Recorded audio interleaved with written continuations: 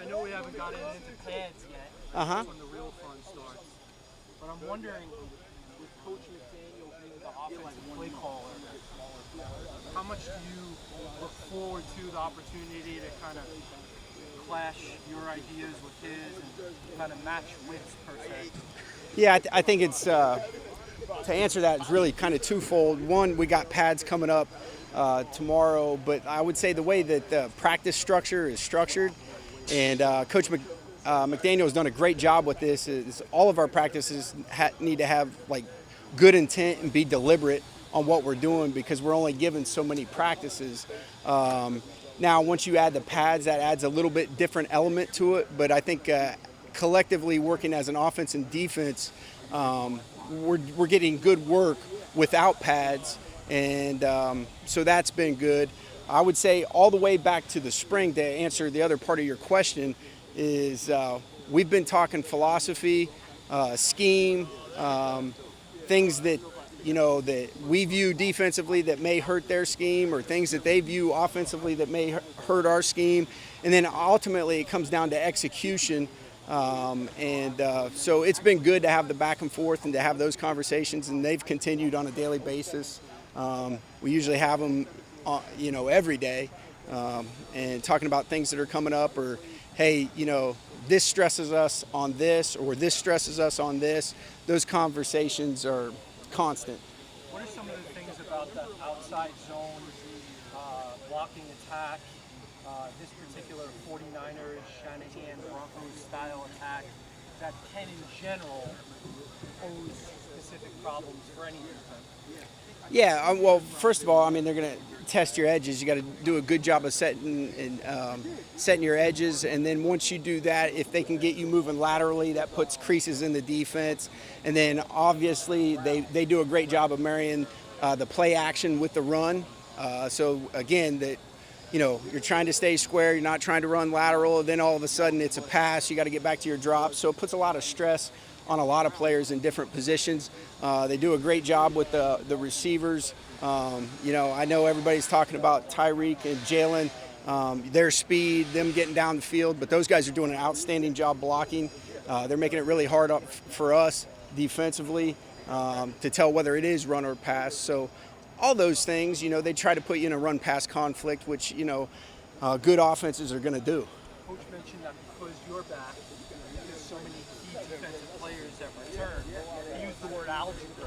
He said that you guys are essentially able to practice algebra out there. How much more advanced do you feel you guys are able to be, and you'll be able to be in your installation, in your teaching, and your practice speed because of the familiarities? Well, I think a lot of it starts with there's some continuity on the staff. So, that puts us at a starting point where we feel like we can get the installation where we want. The players, there's a familiarity there, so we can kind of increase that installation. And then the additions and the tweaks to things that we are doing that we think will help us, they happen at a much more rapid pace. And so for new guys or guys that are coming in, that learning curve's a little bit steeper. But again, that just gives us a good opportunity as coaches, which all of our assistants have done a great job of, is getting those guys caught up to speed.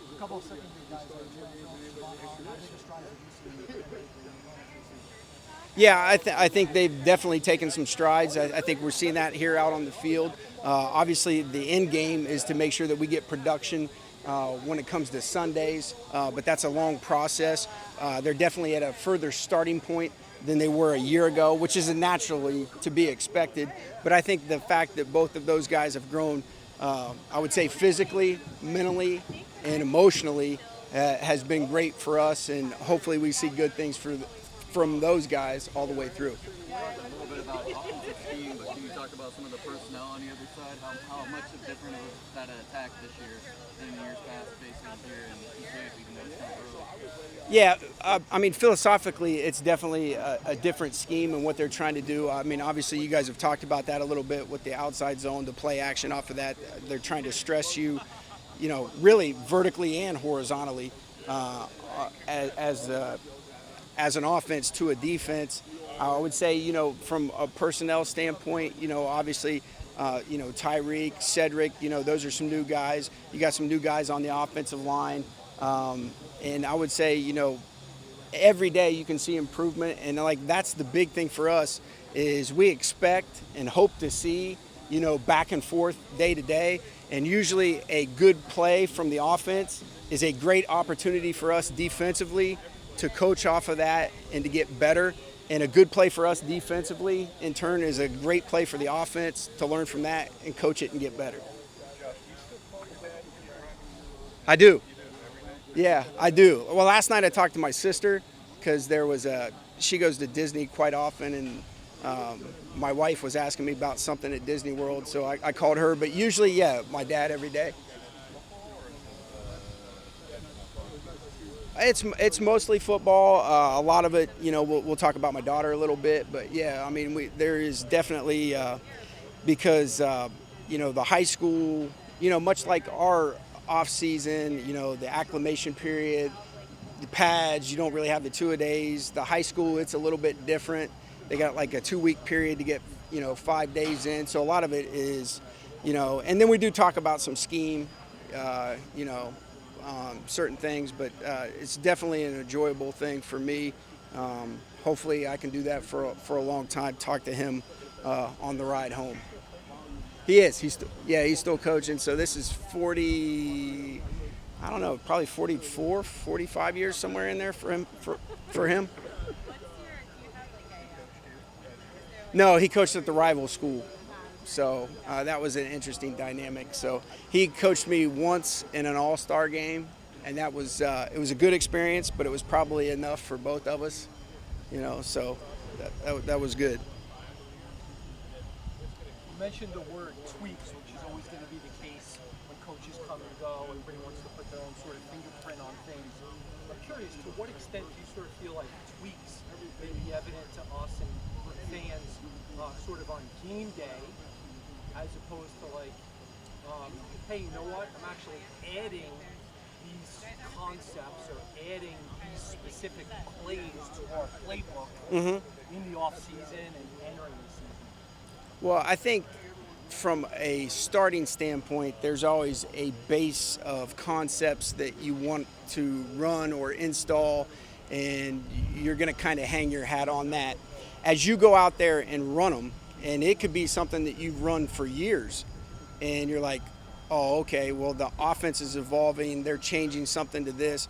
You're always trying to put the players in the best position possible as moving forward. So I think, and a lot of times sometimes stuff starts with an idea, and then it just, I would say even some things that we've done in the past, you'll see that probably in a different light.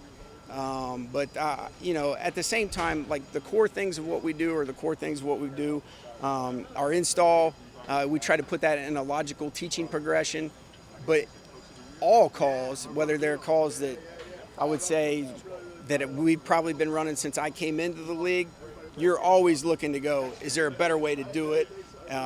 Do we need to, shade this guy here on this? Do we need to change our leverage on this? The variables are, astronomical when you think about, okay, one, what can we do? And two, what are they doing to us?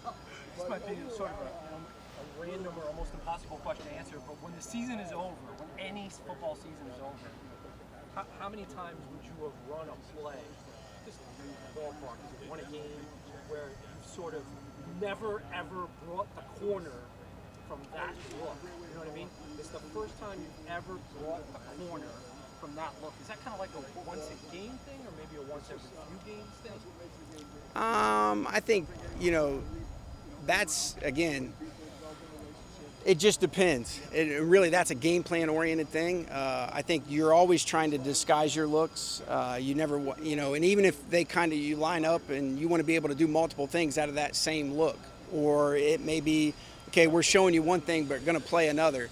I think as you go, there's always going to be changes, and usually the season kind of goes in quarters, like 4 games here, and most teams are going to mix some change-ups in there as you go.